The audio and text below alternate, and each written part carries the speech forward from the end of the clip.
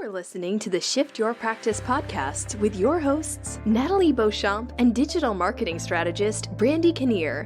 Both successful seven-figure practice creators in the natural health industry, they've teamed up to bring practitioners all their best business tips, growth strategies, technology tips, and practice marketing tools so you can reach financial freedom. Freedom from overwhelm and start living the life you want on purpose, not by default. This candid duo is keeping it real and straight from the heart. So buckle up and enjoy the ride, and please keep your arms and legs inside the vehicle at all times. Hello, and welcome to Shift Your Practice podcast. I'm here with my host, Dr. Nathalie Beauchamp, and today I'm actually going to be interviewing Nathalie because we're going to be talking about what the biggest things Nathalie did to actually grow her practice. But before we get started, we have created a marketing and systems evaluation tool for you that you can go and download. Head over to shiftyourpractice.com. On the homepage, there'll be a button. You can download it. We want you to understand what you might be missing in your practice. So go ahead, take a look. We're happy to chat. Let's get started, Nathalie. Okay, so Nathalie and I today are going to be discussing some major things that she did in her practice that really moved the needle. My first question, Nathalie, is, when did you know you were stuck? What did you actually have going on where you realized you needed to take a step back? Well, I think for us chiropractors, patients visit and new patients are two stats that we like to monitor. And I knew I was stuck where, any marketing endeavor or anything that I was trying to do in the office just didn't create any results. I felt like I was spinning my wheel. So I really had to take, like you said, a step back and say, okay, what's working, what's not working, and what do I need for me to take it to the next level?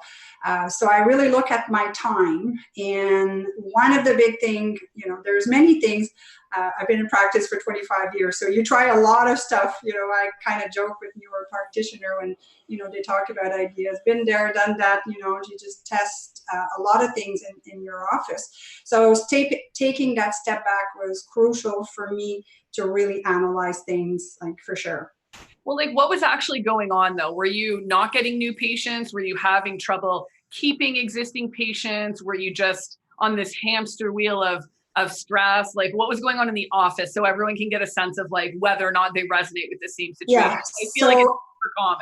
Yeah, so it was not so much new patient because there was a consistent flow. It was my stress level and even the staff in the office that we felt like we were always behind schedule and just, the stress of it all. So that was the first thing that I said, okay, something's got to give because I'm not having fun here. I feel like I'm stressed out. I feel like patients are waiting too long.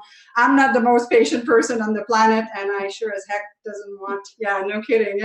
I didn't want my patients to spend too much time. So it was mostly the stress that it created that I was thinking to myself, how can I possibly grow if I'm feeling, behind the eight ball and running silly already? So what void do we have to create for us to create this space for, right. And then what about your retention level at that point? How were you feeling about the existing clients, the new clients coming in? How are you doing with them? Because we know the biggest problem, everyone thinks they need more patients, more patients, more patients. Whenever I go in and start coaching with a client, I say, well, how are we doing with the ones that you already have? Because we know it's a lot easier to sell things to people that are already knowing you and trusting you and spending money with you than to go and find new people and the exhaustion associated with onboarding a new patient, right? Yeah. And I think you and I use the same analogy often with this, the leaky bucket. So we do need new people to come in the office because some patients are going to get better. They're not going to stay, as regular, or they're not interested in wellness care.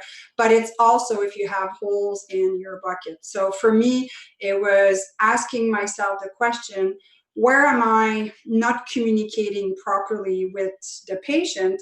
And am I really asking them what it is that they want? So it's one thing, we always say, sell them what they want, give them what they need. But then we have to look at the education part with this, because if we're speaking a different language, it's going way over their head, or they're just not in that mindset right now to listen to us. So communications were definitely. So were you losing patients? I guess that's my question. Were you Well, losing? I was more pain-based than I wanted to be honest. Okay. And I mean, there's no judgment here. If some practitioners just, like to focus on pain. For me, my ideal patient in my practice, and again, it's my practice, is a wellness patient, is a patient that comes in twice a month just to make sure that their nervous system and their health are optimized. So my staff knows that. My ideal patient is exactly that. So it seems like I was not getting to that point with many. So I really had to take a step back. Okay, so what was the first thing you did? We're talking about the two big things that you did to grow your practice. So we are dialing this into two, I'm not going to say simple, but two things that you actually took action on. Tell us about step number one. So the first one, I looked at my schedule and I looked at how many patients I was seeing. So when you start in practice, you don't want to pay for two staff just because of the cost of it. But at some point, you have to say or figure out when it is worth your time to hire a second staff. Because I was block booking myself, mid-afternoon. I'm in bedroom community of Ottawa, and it seemed like I had a bit of a lull between 3 and 3:30. So this is when I would see my new patient, and then adjust, rush to the new patient, might be running late, adjusting, go and see the new patient, and then rush back, adjusting. And that's the part that I really didn't like. So one of the big things that I did is I hired a back CA, or a chiropractic health assistant. And for me, that was like, oh my God. Now it was scary because I was taking on a new staff. It was new cost. And I'm like, okay, can I justify that? But that was truly the best thing, because now, easily in an afternoon / evening, we can see, 3, 4, 5 new patients and a few scan. And it literally requires, I don't know, I've gotten pretty good at connecting fast with people, and my team is trained so well that I can go in, spend 3 to 5 minutes with a new patient, and I'm sure it doesn't feel that way to them, because we're ready. I know what they're here for. I can connect. I'm a big fan of the disc profile to really know, who I'm talking to, their style, so I can really connect with. So that was definitely a huge step that I taken.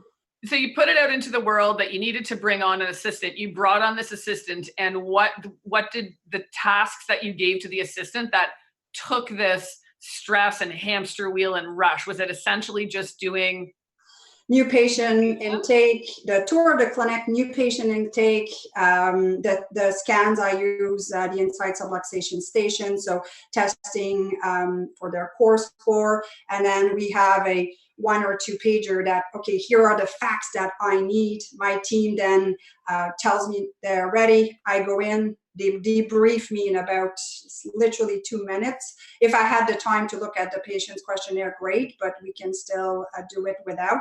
Then I go in, I examine them, and then they take it from there of booking their next visit, making sure that they watch the video for the doctor's report.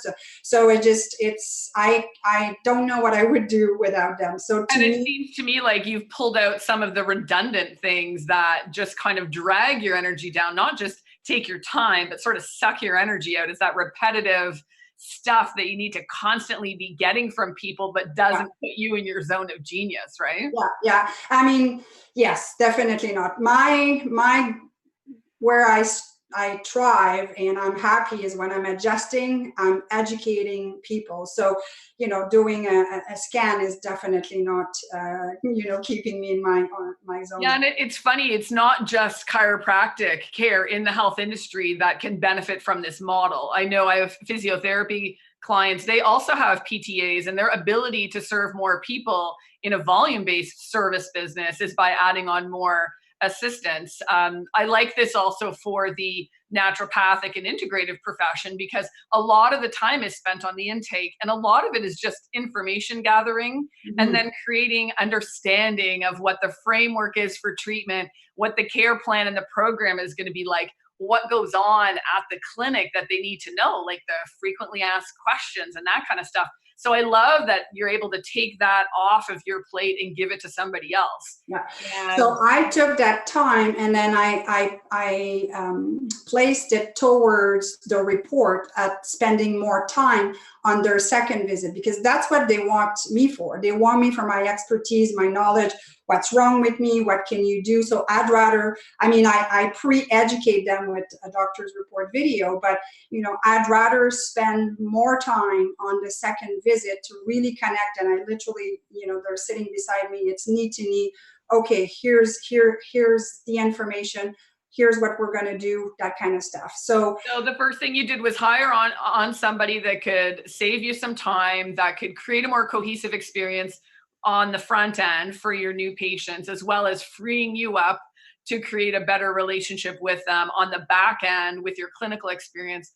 And I think that is something that everybody should be focusing on, because we know that when we start with a patient, that's when you've got to give the time and the energy. You're still building a relationship. People haven't quite bought in. There's a lot of skepticism. Are you the right expert for them? Do they need an expert? How much of an expert do they need? Should they still be Googling this stuff on their own?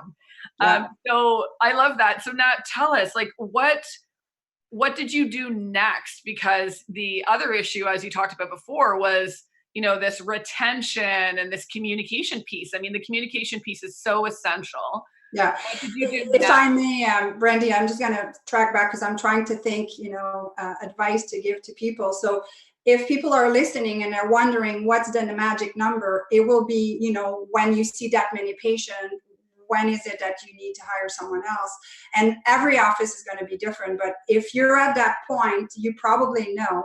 And if you're not, thinking in your head, when is that point going to be? I love hiring university student, Ken. It's great exposure for them. They love it. And if I can hire them in first year, I've had them for 4 years, and 3 of them have become chiropractors because they saw how we were doing things. So to go back to communication, that was the leaky bucket part, big time.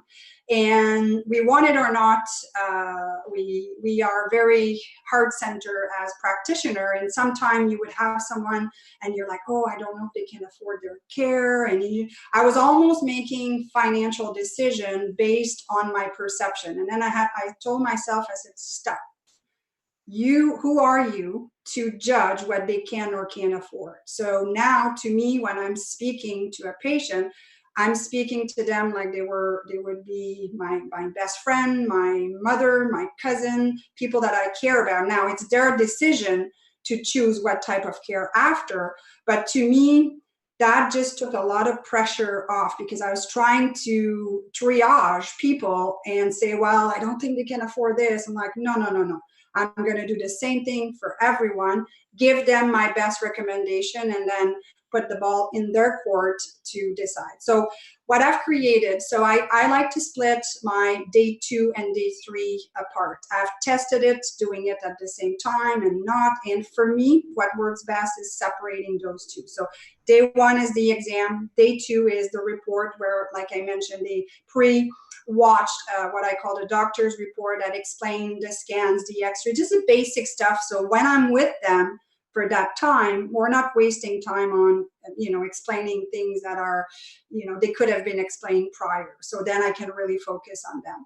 Then I adjust them. And then on their way out, what I added is myself or my staff will give them the choice of care. And I literally have them tell me, what type of care would you like to receive in our office? And I do talk about it in the video as well. So, to simplify things, it would be symptomatic, corrective, and wellness care. So if somebody checks off the 3, I know where they're coming from. I know what's in their mind. And the other question we ask on that sheet is, how committed are you to your care? So if somebody circles a 10, again, it puts me in the right mindset. And if somebody puts a 6, then I'll have the discussion. Why did you put a 6? And sometimes it's like, well, I've got 5 kids. I don't know how often, because they think, they're going to be there for a long time. So that insight is so key.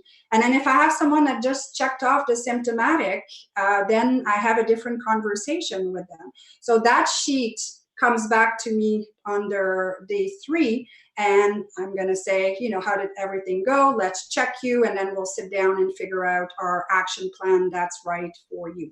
And with this, I can, I don't want people to think that, if they just want symptomatic, I'm just going to lower my standard. No, this is not what I'm saying. I'm explaining to them their choices. And if they have a reversal in their neck curvature, symptomatic care is not going to address that. But if they're not at that point that they want to do something about it, who am I to force that on them? So that piece of paper has become so valuable that I couldn't believe it. I did that, I don't know, 7 or 8 years ago. And then this way I feel like I just have a better communication. And the symptomatic is long enough for them to see result, but not just a couple adjustments, because as practitioner, and I'm sure the people listening probably will agree, we don't like when people are just coming in expecting a couple crack, let's say the word here, and just pretend, expect that everything's going to be hunky-dory. Those things just drain the heck out of me. So when that happens, even after they've been educated, then we may, decide that this patient is not right for our office. But I know if they've gone through that whole process, I've done my job as a practitioner explaining to them what's going on in their body, and then it's for them to decide. But that being said, if somebody's looking for that quick fix of a couple adjustments, I'm like, I have the discussion right from the get-go. Now, at the beginning of my career, I would not be as confident, but now knowing what I know, and just, with my clinical expertise and the right person and the right energy, I definitely will say that to people. So I love what you've done here, because you've just simplified everything, but you've also taken patients. First of all, you've understood that there's a leaky bucket. We're talking about retention. Retention is getting people to understand the value of what you're doing, meeting them where they are, and then carrying on further conversations to help advance them in their care. So the first interesting thing I thought I would touch on is that you surveyed them. You literally took a step back. You're like, I can't pretend to know what these people want anymore. I can't judge them based on how they appear or how much money I think they're going to spend. I'm going to ask them. Literally ask them what the heck they want from me, so that I can start to basically direct and triage my care the way that they want. So I think that's brilliant, Nat, because honestly, who does that? And I think one of the things that people have to understand is that people come for care in a variety of different stages of awareness. When I'm coaching, I'm always talking, we're pulling out, who you actually serve. Like, how aware are they about what you can do for them? Some people are super aware about chiropractic medicine or natural health or whatever the case may be. Some people are just, heard from a friend that this might help them. And their stage, maybe they've Googled a few things, but their stage of awareness as far as like, is this going to help them? And how much do they need? And what is the process? That's usually lacking when they show up the first time. So being able to really dial back the stage of awareness into these sort of 3 sections. Well, you're acute now. So your stage of awareness is that you have pain, as an example, or let's say you've got some major issue that's affecting your health. I call that issue the tipping point. That's the point when people decide to take action. So they've made the decision to take action, and they think that's an acute situation. So they can tick off the acute situation. And then it's just up to you to continue to educate them about, yes, we're going to fix this that you have right now because this is affecting your everyday life. But the reality is there's a few other things going on that I can help you with. And if you, now know, like, and trust me, you resonate with me as a person and resonate with what we're doing in the clinic, then I'm going to get you to this next goal that you may not have knew about when you showed up with your tipping point. But now we're talking about how to get you there, get you healthier. And it's like when you're in, any kind of business and you're talking to them, they're like, what else can you do for me? That comes up. It doesn't matter what industry you're talking about. That comes up. Well, what else do you guys do?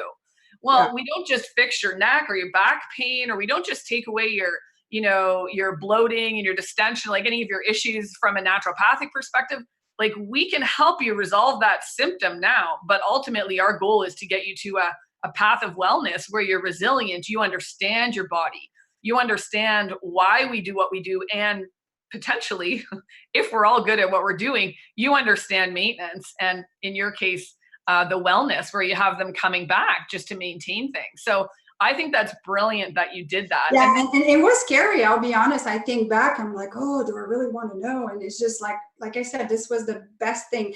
I was laughing a little bit earlier when you said that we kind of have a joke in the natural health world, and especially for chiropractor, people are scared, they don't know.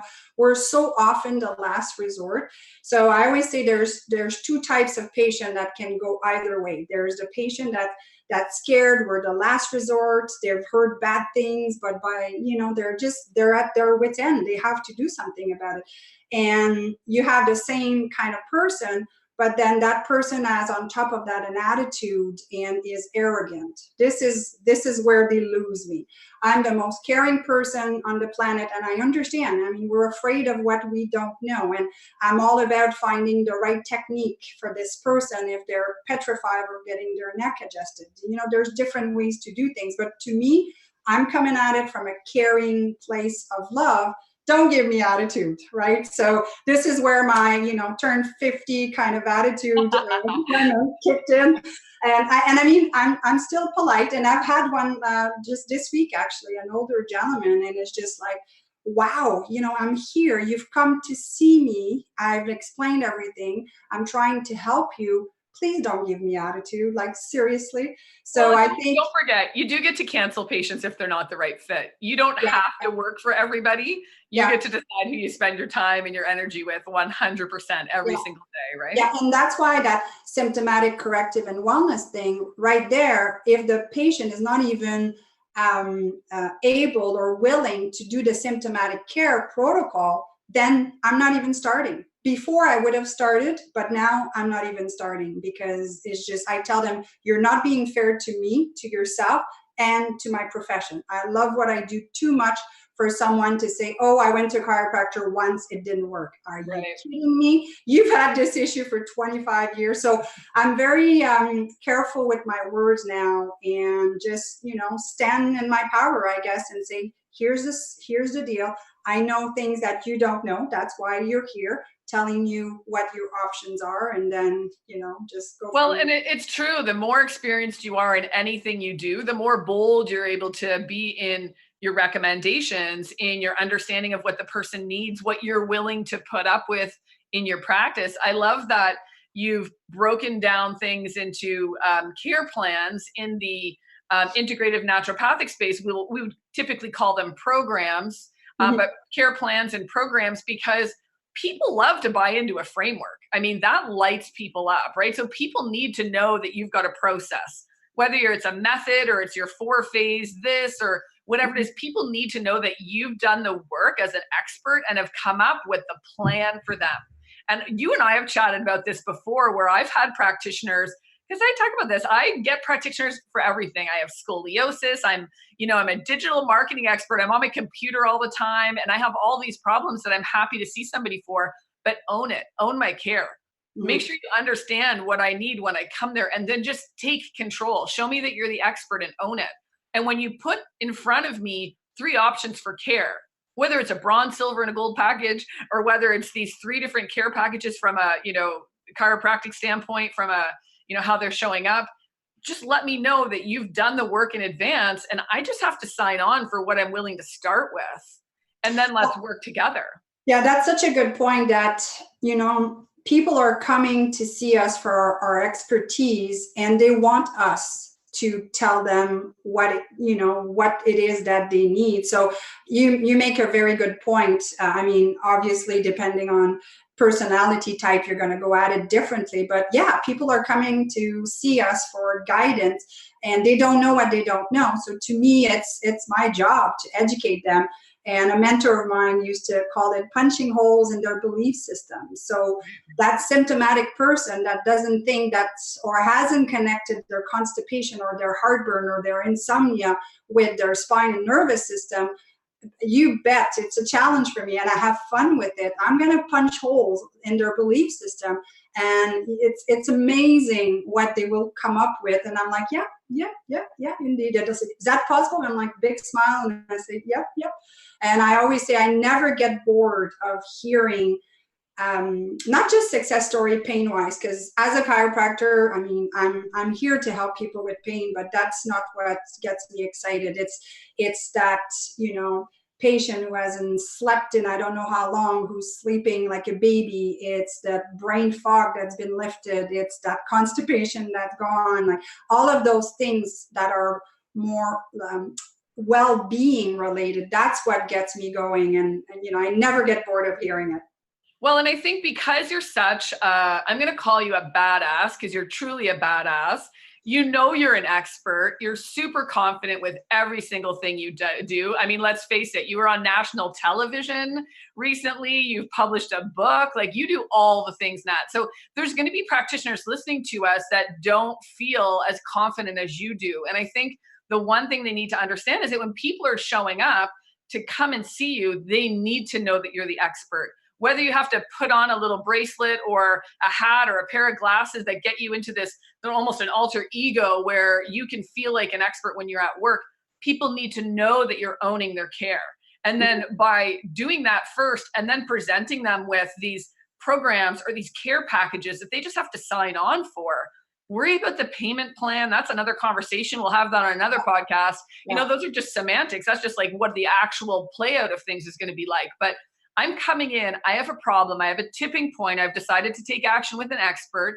I've somehow found you. We'll talk about whether they found you on Google or not in another podcast too, but they've found you. And then what are you doing when they show up to ensure that you're building that solid relationship and getting them out of this tipping point situation and into a longer term care? Because we know that no natural health expert, no practitioner in this space is able to change lives in 2 visits. I have a friend that's a doctor, and she says to me, "Oh, I just do so well with my patients. I see them a couple times and they're better." And I laugh, and we drink wine, and I laugh again. And I say, you are an amazing doctor, but nope, took people a long time to get to you. That you're usually not their first phone call, and we need to educate people about their health. That's the role, right? So I'm just gonna remind our listeners that we started off with Nat noticing a total feeling of overwhelm, wasting time, and not feeling like she was ticking all the boxes in her business. So there were gaps, there was leaky buckets, and she hired a chiropractic assistant. Okay. So she was able to exponentially grow what she was doing in her zone of genius. Then she noticed the gap with retention with her patients and brought in a survey. Okay. She surveyed her own clients and said, "What the hell do you want from me? Because I'm tired of trying to figure it out." Mm-hmm. And at the end of it all, do you only offer care plans for the most part to your patients, Nat? Do you not, what's your success from all of this? Tell us how it's all landed. Yeah, so to me, once we get, and again, different states, different provinces, I'm not saying to do or not do care plan, but that structure of a care plan, like you said, that a patient knows how often and so forth, and then having tools to reevaluate. I'm a huge fan of the Insights of Luxation Station because I don't talk just about pain. I talk about function. So in order for me to measure function, I need a tool. So, if you're going to go that route and having protocol and so forth, and some doctors may be doing, corrective techniques for, and then they may need to re-x-ray depending on what your technique is. And then to go back to your level of certainty, if you don't feel certain in the care that you're offering, go and further your education with different technique. Like I always say, I have this toolkit, and then I will use different tools for different people. Now you can go overboard and have too many tools and just do weekend conferences. Analysis paralysis at that point, right? Exactly. But have these care plans. How can we share with our viewers our listeners how these care plans have affected your bottom line? Oh my God. Yeah. Instead of stopping at the front every time, and then, from a flow point of view, from the patient committing and forgetting about their finances because it's all taken care of. Like just that mindset for a patient that they don't have to think about every time they come in, is tremendous. I love that. And also from a marketing and business building perspective, it really allows you to understand if you bring in 20 new patients a month and they join one of your bronze, silver, or gold, or one of your 3 care programs, and they're paying up front or they're paying quarterly, or it doesn't matter, you can actually do a pretty solid assessment, understand how much money you're generating, rather than trying to find hundreds and hundreds of patients that you're charging them one-off fees, of which you're making a small profit typically, and then you're constantly looking for new people to add in. So it really. And if I may, just on closing here, I always give patient options. So if they want, again, they told me what they wanted, I give them the best recommendation aligned with what they want. But I think where sometimes people go wrong or a bit too inflexible is not giving people options to pay per visit, which I tell patients. But once I lay it out, for whichever plan, they're like, oh, totally makes sense. So again, it's communication. My God, communication is so important. Well, listen, thank you for breaking down the 2 things that you did that have exponentially grown your practice. I hope our listeners are able to take some tidbits back and start implementing some things in your own practice. If you haven't checked out our marketing and systems evaluation checklist that we have created just for you, go to our website, shiftyourpractice.com, download it now, dig through it. It's brilliant. I think it's brilliant too. And I even pull this checklist every 6 months to a year to do training with my staff, my team, to see if we've dropped the ball on a few things. So if you're feeling a bit in a slump or you're not sure, go download that checklist. I think it's going to put some spiz into your marketing and into your biz. Spiz into your biz. I like that. Spiz into your biz. Yes. Awesome. Okay. All right, so this was Brandy Kinnear and Dr. Nathalie Beauchamp for this week's episode of Shift Your Practice. Hope you got some valuable insight, that you're excited to start communicating differently with your patient to, at the end of the day, ultimately impacting their health like we know we can. So until next time. You are listening to the Shift Your Practice podcast with your hosts, Nathalie Beauchamp and digital marketing strategist Brandy Kinnear. Both successful 7-figure practice creators in the natural health industry, they've teamed up to bring practitioners all their best business tips, growth strategies, technology tips, and practice marketing tools so you can reach financial freedom. Freedom from overwhelm and start living the life you want on purpose, not by default. This candid duo is keeping it real and straight from the heart. So buckle up and enjoy the ride, and please keep your arms and legs inside the vehicle at all times.